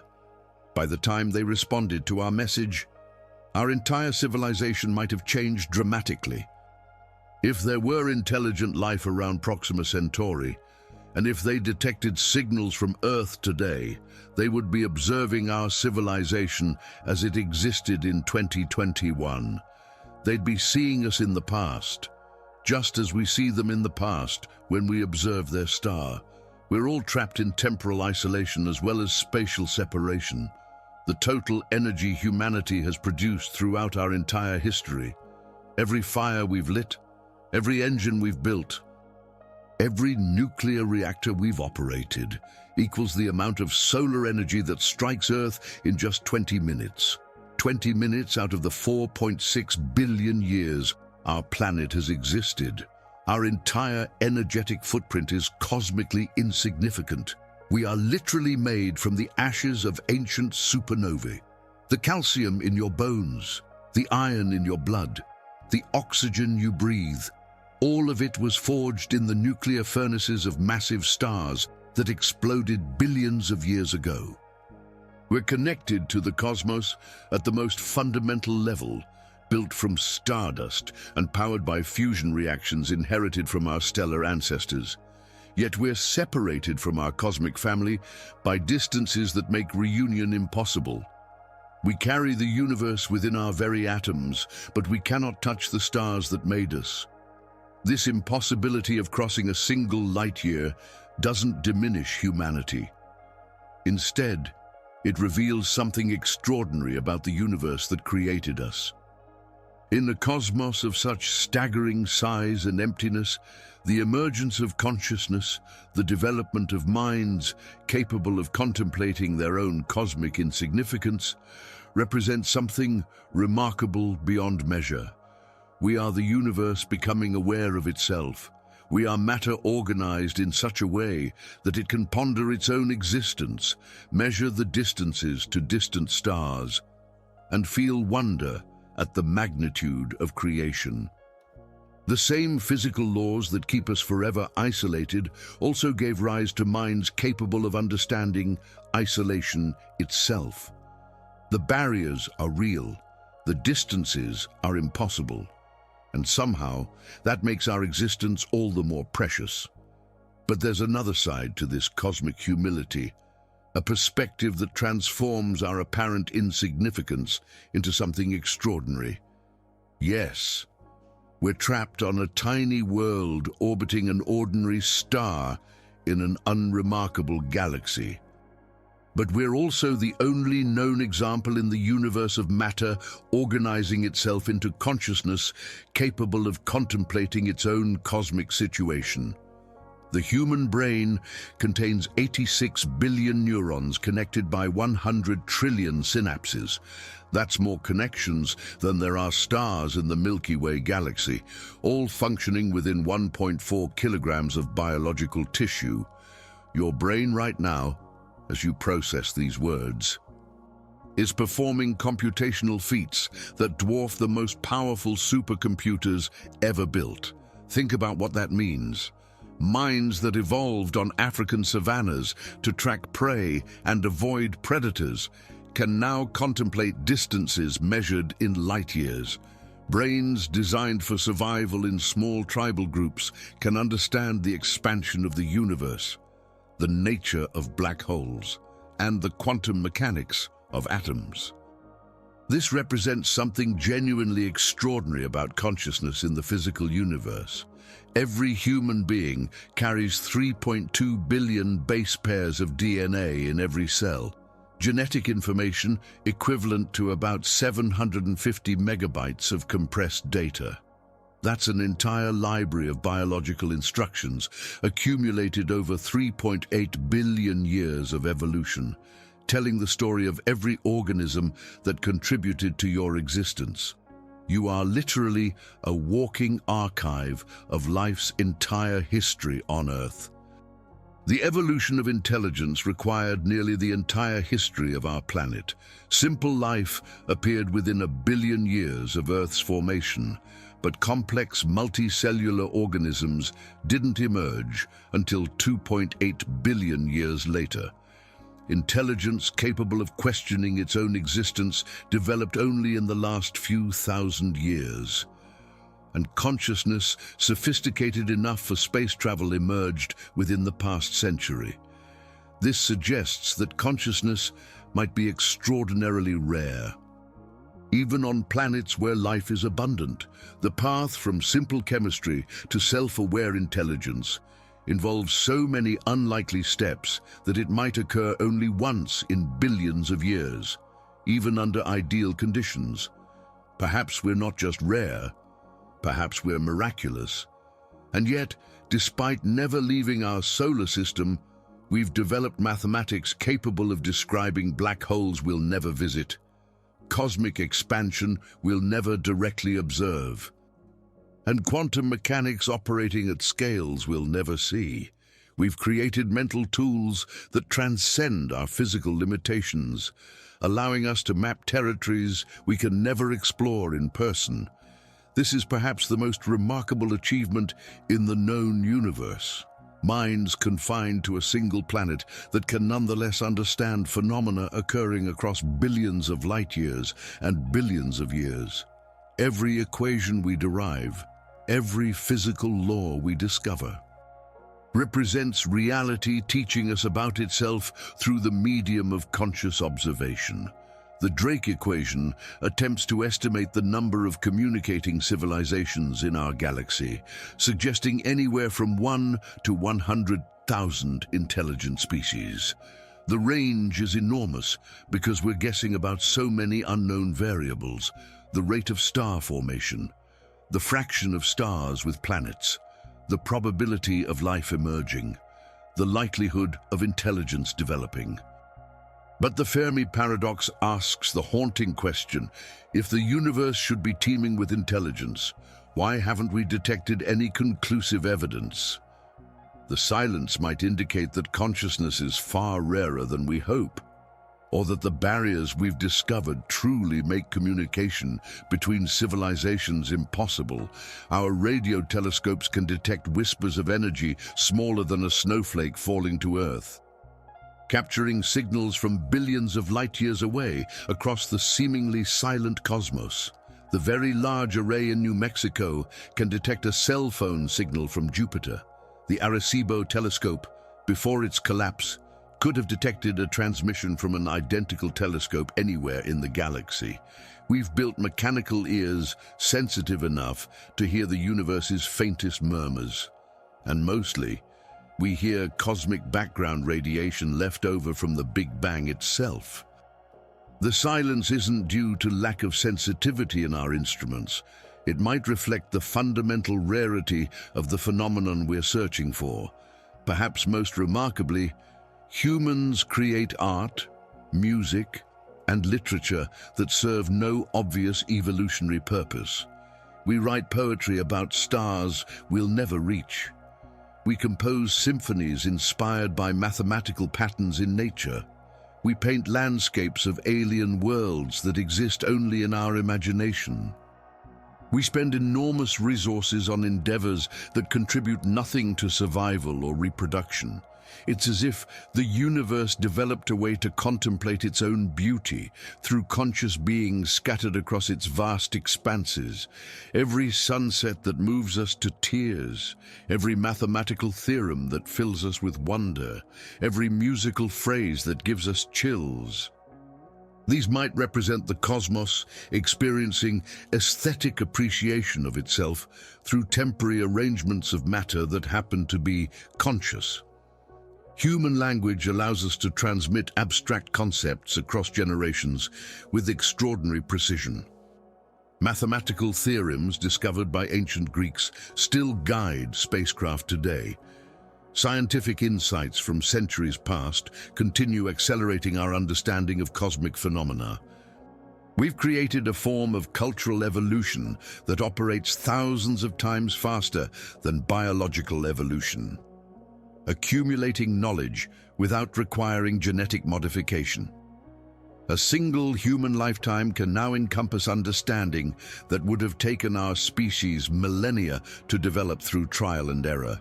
You can learn in a few years what took humanity thousands of years to discover. This represents an unprecedented acceleration in the accumulation of knowledge. Consciousness bootstrapping itself to ever higher levels of understanding. The Human Genome Project revealed that all humans share 99.9% of their DNA, demonstrating fundamental unity despite superficial differences that have divided us throughout history. We are quite literally one family, descendants of a small group of African ancestors who migrated across the globe only 70,000 years ago. Our genetic diversity is remarkably low compared to most species, suggesting we all descended from a population that nearly went extinct around 74,000 years ago, possibly due to the massive Toba supervolcano eruption that may have reduced the human population to as few as 3,000 breeding pairs. Every human alive today descends from that tiny remnant that survived planetary catastrophe. Our robotic missions to other worlds serve as extensions of human senses, mechanical eyes, ears, and hands that allow us to explore places our biological bodies could never survive. The Mars rovers are essentially remote-controlled geologists. The Voyager probes are our ambassadors to interstellar space, and the Hubble telescope functions as our window into cosmic history, spanning billions of years. These machines represent something unprecedented in known cosmic history, consciousness extending itself beyond the biological limitations of its planetary origin. Through our mechanical representatives, human awareness has touched the surface of Mars, sampled the rings of Saturn, and observed galaxies so distant their light began traveling before Earth even existed.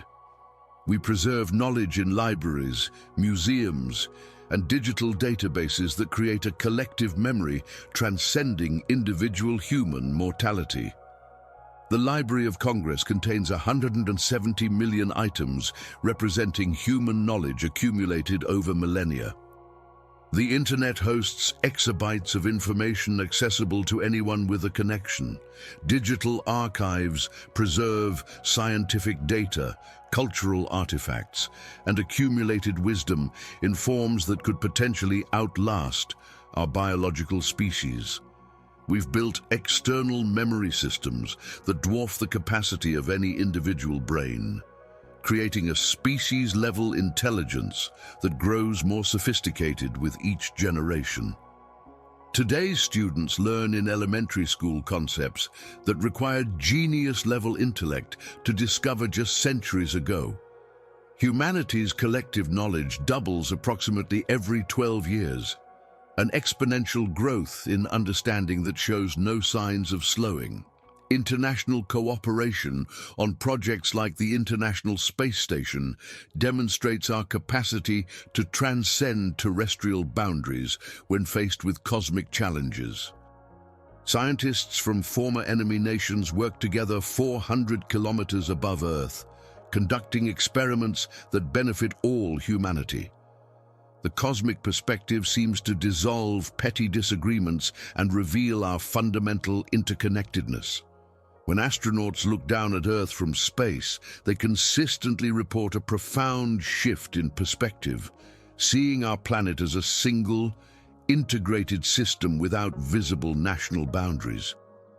This overview effect suggests that cosmic consciousness might naturally lead to global unity, transforming tribal thinking into planetary awareness. Our scientific curiosity has led us to question the very nature of reality itself. From subatomic particles smaller than atoms to cosmic structures larger than galactic clusters, we've discovered that matter is mostly empty space, that time flows at different rates in different gravitational fields, and that the universe is not only expanding but accelerating its expansion.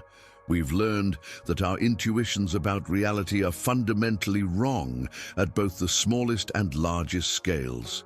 Quantum mechanics reveals that particles exist in multiple states simultaneously until observed. General relativity shows that massive objects literally bend space and time. These discoveries required abandoning common sense and trusting mathematical reasoning over sensory experience. A remarkable intellectual achievement. Through increasingly sophisticated telescopes, we can observe light that began its journey 13.8 billion years ago, literally witnessing the birth of the universe through instruments that exist only because of the consciousness that emerged in the last few seconds of cosmic history. We are the universe's way of looking back at its own origins. The cosmic microwave background radiation we detect today is the afterglow of the Big Bang itself. Stretched and cooled by cosmic expansion, but still detectable as a faint whisper from the universe's infancy. Every time we map this radiation, we're observing baby pictures of the cosmos taken when it was only 380,000 years old. The human capacity to ask questions about our place in the cosmos might represent something unprecedented. The universe developing self-awareness through complex arrangements of matter and energy. Every time you wonder about the meaning of existence or feel awe at the night sky, you're participating in the cosmos, becoming conscious of itself. We've created computer simulations modeling galactic evolution, stellar formation, and planetary climate systems, essentially building miniature artificial universes inside machines that exist within the real universe. These digital cosmos exist within minds, that exist within brains, that exist within a cosmos we're trying to understand. It's consciousness recursively modeling itself and its environment at multiple nested levels. Our search for extraterrestrial intelligence reflects a deep need for cosmic connection, a desire to find echoes of consciousness across the vast, apparently sterile expanses of space. Projects like SETI scan the sky for artificial signals, hoping to detect the technological signatures of civilizations that might be facing the same cosmic isolation we experience. The equations we broadcast into space, mathematical relationships and physical constants, represent our best attempt to communicate across the barriers of language, culture, and biology.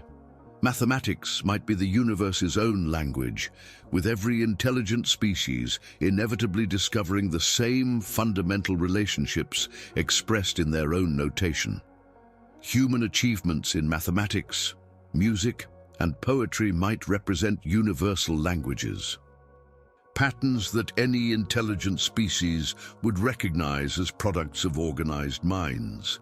The mathematical relationships we've discovered aren't human inventions.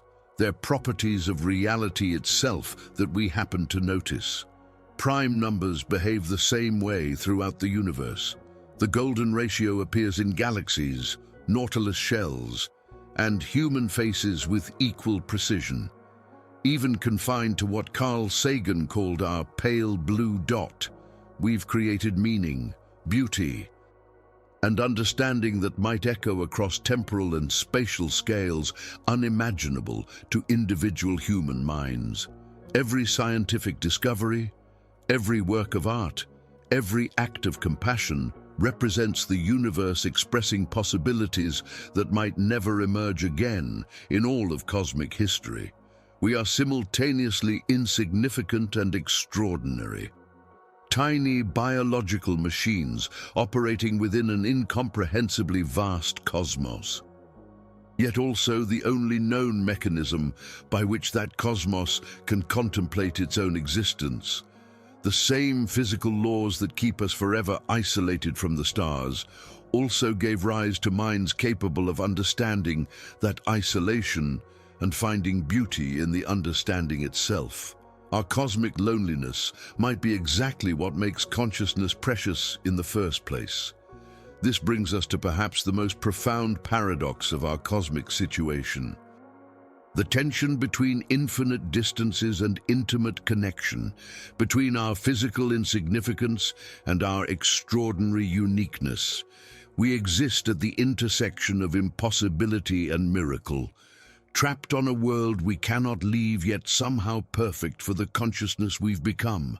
Earth orbits at exactly 149.6 million kilometers from the Sun, precisely within the narrow zone where water remains liquid and complex chemistry can flourish for billions of years.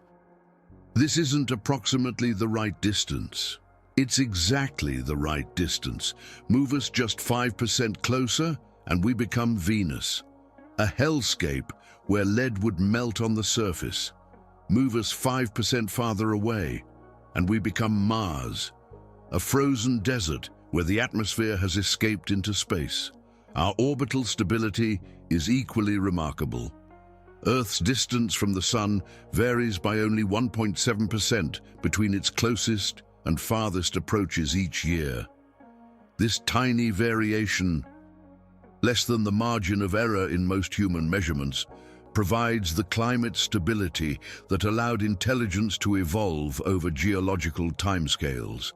Planets with more elliptical orbits experience temperature swings that make sustained evolution nearly impossible. The Moon stabilizes our planet's axial tilt, preventing the chaotic climate changes that would make complex evolution improbable on worlds without large natural satellites. Without our Moon's gravitational anchor, Earth's rotation axis would wobble unpredictably, sometimes pointing the poles directly at the Sun and creating temperature extremes that would sterilize much of the planet periodically. Our atmosphere provides exactly the right protection against lethal solar radiation while allowing enough light through for photosynthesis. Too thick, and we'd cook like Venus. Too thin, and we'd freeze and irradiate like Mars. The balance is so delicate that it's unlikely to be replicated easily elsewhere, even on planets orbiting within their stars' habitable zones. Earth's magnetic field creates an invisible shield that deflects the constant stream of charged particles flowing from our Sun. Without this protection, solar wind would gradually strip away our atmosphere, just as it did to Mars billions of years ago. Planets without strong magnetic fields become sterile worlds where any surface water evaporates into space. Our planet hosts an estimated 8.7 million different species, a living library of evolutionary solutions accumulated over 3.8 billion years of natural experimentation. Every organism represents a successful strategy for survival, reproduction, and adaptation that emerged from the vast space of biological possibilities. From archaea that thrive in boiling acid to whales that navigate by magnetic fields, Earth contains more biodiversity than we've catalogued on any other world. Water covers 71% of Earth's surface in precisely the proportion needed to regulate global temperature while maintaining stable weather patterns. Too much water, and we'd have a featureless ocean world without continents for land-based evolution. Too little, and we'd be a desert planet where complex ecosystems couldn't develop. The ratio seems fine-tuned for the emergence of technological civilization. Our planet rotates once every 24 hours, creating day-night cycles ideal for complex organisms. Rotation much faster would generate destructive winds and weather patterns. Rotation much slower would create temperature extremes between the permanent day and night sides that most life couldn't tolerate. The timing supports both plant photosynthesis and animal activity cycles, the heavy elements essential for life. Carbon, oxygen, nitrogen, iron, and dozens of others were forged in the nuclear furnaces of massive stars over billions of years, then distributed throughout the galaxy when those stars exploded as supernovae. We are literally made from stellar ashes, recycled through multiple generations of cosmic evolution before becoming concentrated enough to support biological chemistry. Our position within the Milky Way galaxy places us far enough from the violent galactic center to avoid lethal radiation from black holes and dense star clusters, while remaining close enough to regions of active star formation to be enriched with the heavy elements that life requires. We orbit in what astronomers call the galactic habitable zone, a cosmic suburb perfect for the development of complex chemistry. The impossibility of leaving our cosmic island forces us to recognize something crucial. There is no planet B accessible within the constraints of known physics, no backup world waiting for us among the stars, no escape route if we destroy our only habitable environment. This limitation transforms environmental stewardship from a political preference into a cosmic imperative. Yet the very barriers that trap us also teach us to appreciate connections that transcend physical distance. We cannot travel to other stars, but we can study their light, analyze their composition, and search for signs of planets that might harbor life. Our limitations force us to develop technologies of observation rather than exploration. And perhaps that's exactly what consciousness was meant to do in this universe. Our search for extraterrestrial life continues through increasingly sophisticated radio telescopes and exoplanet detection systems. We're scanning the cosmos for biosignatures, atmospheric compositions that indicate living worlds, and technosignatures that might reveal the presence of other technological civilizations dealing with the same cosmic isolation we face. Future technologies might enable interstellar communication even without physical travel. Conversations conducted across light years with decades-long delays between questions and answers could create a galactic community of minds. Isolated physically, but connected through the patient exchange of ideas across cosmic distances. The preservation of Earth's biodiversity assumes cosmic significance when we realize it might represent the only example of complex life accessible to our species. Every species we drive to extinction removes a unique solution to biological challenges from the universe's inventory. Every ecosystem we destroy eliminates evolutionary experiments that took millions of years to develop. Our robotic exploration of the solar system provides a testing ground for technologies that future generations might adapt for long-term interstellar probes. The engineering lessons learned from operating spacecraft for decades in harsh environments could eventually enable the construction of probes capable of reaching nearby star systems, even if human travel remains impossible. Scientific education and cultural preservation take on cosmic meaning when viewed as stewardship of potentially the only known intelligence within trillions of cubic kilometers of space. Every scientific discovery we fail to preserve, every cultural achievement we allow to disappear represents the loss of consciousness exploring its own cosmic situation. Environmental sustainability becomes not just a planetary concern, but a galactic responsibility, preserving an oasis of complexity in a universe that appears predominantly simple and sterile. We might be custodians of the rarest phenomenon in the known cosmos, matter arranged in configurations capable of understanding its own existence. Future generations might develop technologies that make interstellar travel possible, but such achievements would require centuries of scientific development building upon our current limited understanding. Even optimistic projections suggest that crossing light years might remain a challenge for millennia, if it ever becomes possible at all. The current impossibility of crossing a single light year teaches us cosmic humility while simultaneously celebrating the extraordinary improbability of consciousness emerging in a vast, cold universe that seems largely indifferent to our existence. We are products of a cosmos that created us but cannot contain us. Minds capable of contemplating infinities we can never physically explore. This paradox, the infinite distances paired with intimate connection, the cosmic insignificance paired with unprecedented uniqueness, might be the deepest truth about our situation.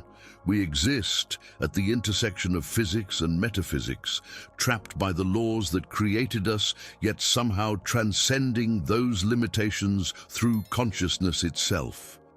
The journey through understanding why we cannot cross a single light year reveals something fundamental.